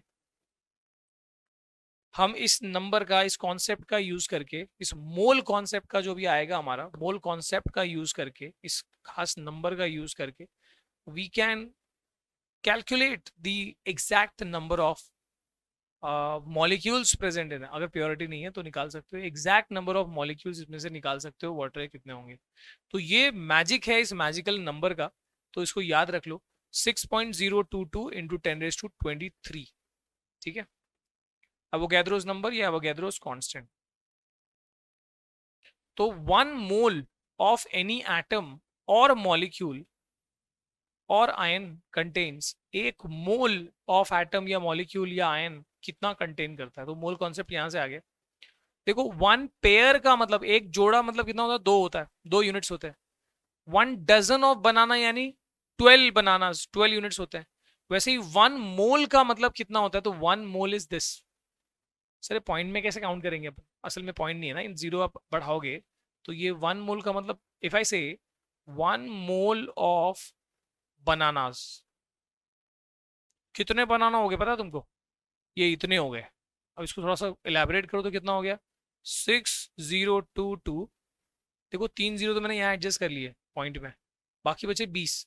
तो आगे 20 लगा दो। 1 2 3 4 5, 1 2 3 4 5, 1 2 3 4 5, 1 2 3 4 5, इतने बनानाज हो गए भाई साहब। So 1 mole of banana is this many bananas. 1 mole of electron, this many electrons. 1 mole of कोई भी atom, this many atoms. 1 mole of molecule, this many molecule. तो ये आप समझ लो 1 मोल का मतलब इतना नंबर होता है, इतना बड़ा नंबर। तो जैसे 1 पेयर है, 1 डजन है, वैसे 1 मोल है। नंबर वाइज तो हमने समझ लिया, पर इसका जो मैंने जो वो मैजिक बताया वो कैसे काम करेगा, तो उसके लिए थोड़ा सा और आगे बढ़ना पड़ेगा। फिलहाल तो इसकी कोई यूनिट नहीं होती है, it is a pure number, है ना। उसकी कोई ये जो है एवोगैड्रो नंबर ही इसलिए बोलते हैं कि उसको यूनिट नहीं है, it's a constant without any unit. अब बात करते हैं atomic mass, molecular mass and molar mass की।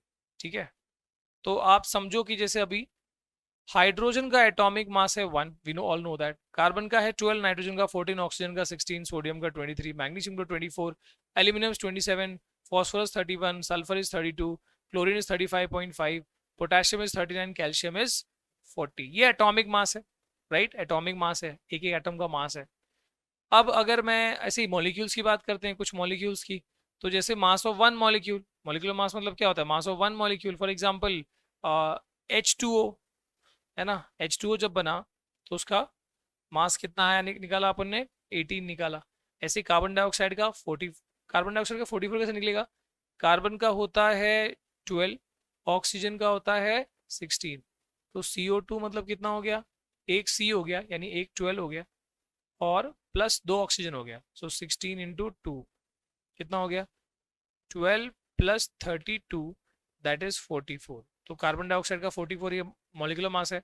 ऐसे ही मीथेन CH4 इज 16। अब अगर आपके पास एटॉमिक मास आपको अगर पता है किसी एटम का या फिर किसी मॉलिक्यूल का मॉलिक्यूलर मास पता है, तो आप, इसका मतलब है कि आपको एक एटम या एक मॉलिक्यूल का मास पता है। If you know the atomic mass और मॉलिक्यूलर मास, तो you simply know the mass of one atom और one molecule of that particular atom, element या कंपाउंड। अगर एक एटम का मास पता है तो क्या सर मैं 6.022 10⁻23 यानी 1 मोल ऑफ एटम का मास निकाल सकता हूँ क्या? क्योंकि 1 मोल ऑफ एटम का अगर आप मास निकालोगे तो उसी को मोलार मास बोलते हैं, उसी को मोलार मास कहा जाता है, या फिर उसको ग्राम एटॉमिक मास भी कहा कहते हैं। In case of molecules gram molecular mass. तो आप समझो मैं क्या कहाँ क्लोज ले जा रहा हूं। अगर मुझे एक एटम का मास, फिर से सुनना, मुझे एक एटम का मास पता है तो मुझे 1 मोल का मास भी पता होगा, नो टेंशन। 1 मोल मतलब कितने एटम्स का, 6.022 10⁻23 एटम्स का मास भी मुझे पता हो। या फिर अगर मुझे 1 मॉलिक्यूल का मास पता है तो मुझे 1 मोल ऑफ दैट मॉलिक्यूल्स का यानी कि 6.022 10⁻23 मॉलिक्यूल्स का मास भी पता हो। कैसे, बस जो उसका एटॉमिक और मॉलिक्यूलर मास जो है वो U, उसके आगे यूनिफाइड मास लगा ना U, उस U को हटा दो, कट कर दो, भगा दो उसको, और G लगा दो, ग्राम लगा दो, so that will be the molar mass. वो उसके एक मोल यानी उतने सारे मॉलिक्यूल्स का मास। क्या जबरदस्त concept. If you know the mass of one atom या 1 मॉलिक्यूल, यानी अगर आपको एटॉमिक और मॉलिक्यूलर मास पता है तो आपको टेंशन लेने की जरूरत नहीं है, वो 1 मोल का कैलकुलेशन करने की भी जरूरत नहीं है। नहीं तो आप बोलोगे सर ठीक है ना, इजी है, इट्स नॉट बिग डिफिकल्टी।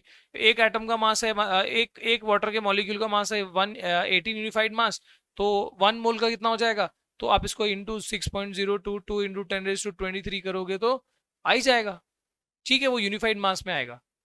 पर मैं क्या बोल रहा हूँ, उतना करने की जरूरत नहीं है, तुमको सीधा ग्राम में डायरेक्टली बता सकता हूँ। तो ग्राम में निकालने के लिए सिर्फ ये 18 को कॉपी करो और यू के आगे जी लगा दो। सिर्फ ये 44 को कॉपी करो, यू के आगे जी लगा दो। सिर्फ ये 16 कॉपी करो, यू के आगे जी लगा दो। Simple as that. क्लियर है? सो यही मैजिक है। अब इसी इसी से, दिस इज गोइंग क्लोज, इसी चीज से हम क्या कर पाएंगे, इसी चीज से हम जो मैं बताता बॉटल वाला एग्जाम्पल, वो आप कर पाओगे। फिलहाल देख लो।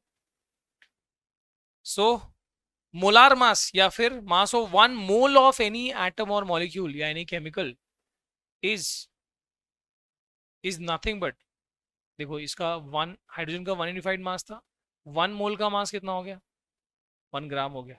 1 मोल मतलब कितना, 1 मोल मतलब 6.022 इंटू 10⁻23 एटम्स, या फिर अगर मॉलिक्यूल्स है तो मॉलिक्यूल्स। इतने एटम्स और इतने मॉलिक्यूल्स का मास निकालने का कोई टेंशन नहीं है। सिर्फ आप वो नंबर उठाओ एटॉमिक मास या मॉलिक्यूलर मास वाला, आगे ग्राम लगा दो, इसलिए उसको ग्राम एटॉमिक ग्राम मॉलिक्यूलर मास बोलते हैं। Molar mass is also called gram atomic या gram molecular mass for the same reason, क्योंकि आप एटॉमिक मास के आगे ही ग्राम लगा रहे हो। ठीक है, तो आप देख सकते हो कि जो भी यहाँ पर एटॉमिक मासेस है, यू हटा के जी लगा दिया तो वो 1 मोल का मास हो गया। ठीक है, ऐसे ही मॉलिक्यूलर मास जो है यूनिफाइड मास में 44U, आपने 44G लिख दिया तो वो कार्बन का मोलार मास हो गया, यानी 1 मोल का मास हो गया, यानी इतने मॉलिक्यूल्स का मास हो गया। ठीक है, तो ये हो गया आपका जो मोल कॉन्सेप्ट के बेसिक हो गए। अब अगर मुझे ये कोई पूछे कि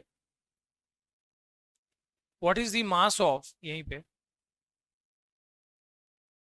50 ग्राम वाटर ना, मैंने बोला बॉटल में 50 ग्राम पानी है, तो उसका उसमें कितने एटम्स है, number of atoms, number of molecules ना, H2 है, मॉलिक्यूल्स कितने हैं, ठीक है, नंबर ऑफ मॉलिक्यूल्स कितने हैं, H2O मॉलिक्यूल्स कितने हैं उसके अंदर, 50 ग्राम में कितने मॉलिक्यूल्स है, सीधे बता सकते हो, क्योंकि यू नाउ यू नो कि वाटर का, ये देखो 18 ग्राम में 6.0 1 मोल ना, 1 मोल मतलब कितना, 6.022 10⁻23 H2O मॉलिक्यूल्स है। तो 50 ग्राम का निकालने में x लिख दो उसको, समझ रहे हो, दिख रहा है, x लिख दो, अभी डिवाइड कर लो उसको, सीधा दोनों को डिवाइड कर लो, तो 18/50 is equal to 6.022 into 10⁻23 by x। Solve कर दो, you will get the answer कि भाई आपके वो पानी के बॉटल में जो 50 ग्राम पानी था वो असल में कितना पानी। तो दिस इज द मैजिक। तुम लोग सर इतना ऐसे डायरेक्ट डिवाइड करके चलेगा क्या? अच्छा, अभी मैं और सवाल पूछता हूँ। अगर मैं ये कहता हूँ कि वाटर का एक 1 मोल ऑफ वाटर का मास है 18 ग्राम, तो 2 मोल का कितना होगा, 36 ग्राम। 4 मोल का क्या होगा, तो 18 इंटू 4 कर लोगे, 72 आ जाएगा, ठीक है। लेकिन अगर मैं बोलूं कि 0.4 मोल का, तो क्या करोगे, या 0.5 मोल का, या 0.2 मोल का, वही करो जो पहले कर रहे थे। 1 मोल का पता है तो तुमको 2 मोल के लिए तुमने इंटू 2 किया, 4 मोल के लिए इंटू 4 किया, तो 0.4 मोल के लिए इंटू 0.4 करोगे, 0.8 मोल के लिए इंटू 0.8 करोगे, सिंपल है, ठीक है। अच्छा, 1 मोल में मेरे को ये पता है कि 6.022 10⁻23 एटम्स है, तो 10 मोल में कितने होंगे, इंटू 10 कर दोगे। 5 मोल में कितना होंगे एटम्स, तो उस 6.02 10⁻23 का जो नंबर है उसमें 5 मल्टीप्लाई कर दोगे। 0.6 मोल में कितने होंगे, तो इंटू 0.6 कर दोगे, सिंपल है, वो बस वो टर्म वहां पर मल्टीप्लाई करते हैं। अगर आपको मास के कंपैरिजन में पूछा है तो उस वाले में वही मल्टीप्लाई बाय वो फैक्टर करते हैं, ठीक है। अच्छा, अभी ना क्या करो, डायरेक्टली एक फॉर्मूला ध्यान रख लो, तो वो ज़्यादा हेल्पफुल हो जाएगा, तो मैं बताता हूँ उसको, पहले ये देख लो। सो 1 मोल ऑफ एटम और molecule is 6.022 10⁻23 number of atoms और मॉलिक्यूल्स, और मास कितना है उसका, इक्वल टू ग्राम एटॉमिक और ग्राम मॉलिकुलर मास, ठीक है। जैसे जैसे कि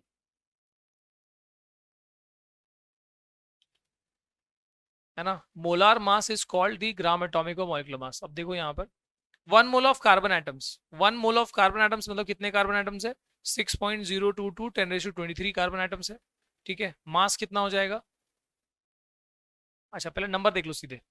1 मोल ऑफ हाइड्रोजन एटम्स में कितना हो गया, 6.022 10⁻23 हाइड्रोजन एटम्स, ठीक है।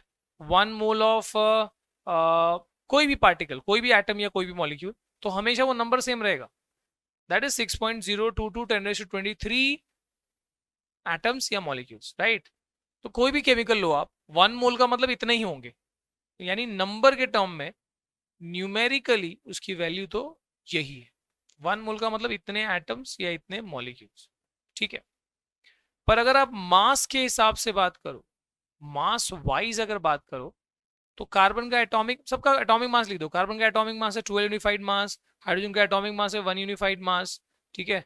तो अगर मैं इसके 1 मोल यानी इतने एटम्स का मास लिखना चाहूं, तो it is not a big deal, सिर्फ आप 12 के आगे ग्राम लगा दोगे, ठीक है, 12 ग्राम हो गया, यहाँ पर 1 ग्राम हो गया, ठीक है। जो भी रहेंगे उनका ग्राम एटॉमिक और ग्राम मॉलिकुलर मास आ जाएगा, ठीक है। जो भी रिलेटिव मास है आगे ग्राम लगा देना है, तो वो आपका ग्राम एटॉमिक मास हो गया, ठीक है। तो ये ध्यान रखो कि 1 mole of any substance, 1 mole of any atom और मॉलिक्यूल इज 6.022 10⁻23 एटम्स और मॉलिक्यूल्स, पर उसका मास कितना होता है, equal to gram atomic mass या फिर ग्राम मॉलिकुलर मास, ठीक है। आगे बढ़ते हैं।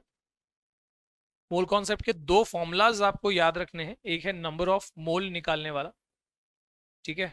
Number of mole is given mass by molar मास, ठीक है। दूसरा है नंबर ऑफ एटम्स या मॉलिक्यूल्स निकालने वाला। तो नंबर ऑफ मोल निकालने वाला जो फॉर्मूला है n is equal to given mass by molar mass, ये याद रखो। दूसरा है नंबर ऑफ एटम्स या मॉलिक्यूल्स। तो मैं तुमको जो लॉजिक से होता था इंटू 5 करो, इंटू 0.5 करो, जो भी है, अभी तुम्हारे पास एक फॉर्मूला है। So number of atoms molecules निकालना है तो given mass by molar mass into Avogadro number. इसकी वैल्यू फिक्स ही है 6.022 10⁻23, ठीक है। तो जैसे अगर मेरे को बोला गया है कि 10 ग्राम ऑफ सोडियम, ठीक है, 10 gram of sodium equal to कितना मोल्स, 10 ग्राम सोडियम कितना मोल्स है, यू डोंट नो। तो यहाँ पर नंबर ऑफ मोल्स जब निकालना है तो मैं सीधे लिखूंगा given mass by molar mass. Sodium का गिवन मास कितना है अपना 10 ग्राम, सोडियम का मोलार मास कितना होता है 23 ग्राम ना, एटॉमिक मास 23 U है तो मोलार मास 23 ग्राम हो गया। सो 10/23 किया, जो भी आंसर आया वो नंबर ऑफ मोल्स है, ठीक है। ऐसे ही आपको मान लो दिया है मोल्स दिए हुए हैं, ठीक है। फॉर एग्जाम्पल तुमको बोला है कि 0.8 moles of carbon is equal to कितना ग्राम, वो हमको नहीं पता, तो कैसे करोगे आप। सो अगेन वही number of moles is equal to given mass by molar mass. तो हमको यहाँ गिवन मास, हमको मास निकालना बेसिकली, तो यानी गिवन मास हमको ऑब्टेन करना है, तो इसको इधर कर दो। So it will be given mass will be equal to number of moles into molar mass, that is number of moles कितना है 0.8 और मोलार मास कितना है इसका, मोलार मास है 0 क्या है अपना ये कार्बन, कार्बन का मोलार मास है 12। तो जो भी आएगा वो उसका आंसर हो, ठीक है। ऐसे ही नंबर ऑफ एटम्स या मॉलिक्यूल्स के भी हो सकता है कि अगर आपको बोला गया हो कि calculate number of water molecules in calculate number of water molecule in 100 gram of water, तो आपका ये वाला फॉर्मूला लग जाएगा। It is given mass by molar mass into Avogadro number, that is given mass कितना है 100 ग्राम बोला है, वाटर का मोलर मास कितना होता है 18 ग्राम, इंटू एवोगैड्रो नंबर कितना 6.022 इंटू 10⁻23। अब इनको सॉल्व कर लो, आगे इंटू 10⁻23 लिख दो, उतना एटम्स उतने मॉलिक्यूल्स हो गए बेसिकली, ठीक है। तो this is your approach how to do it. और इसी के साथ आज के समाचार जो है समाप्त होते हैं। More of the mole concept के न्यूमेरिकल जो है कई सारे प्रैक्टिस किया हमने मोल कॉन्सेप्ट वाली वीडियोस में, तो you can go and have a look. अलग अलग मेथड से मैंने 2-3 वीडियो बनाए हुए हैं, तो आप देख सकते हो। फॉर डाउनलोडिंग द नोट्स आप ऐप डाउनलोड कर लो, ठीक है, वहां पर आपको फ्री स्टडी मटेरियल में आप जाके इसको एक्सेस कर पाओगे। इसी के साथ आज के समाचार समाप्त होते हैं, ठीक है। See you in the next lecture, till then bye bye. अगला चैप्टर कौन सा चाहिए आप कमेंट करके बता दे रहे हैं। बाय।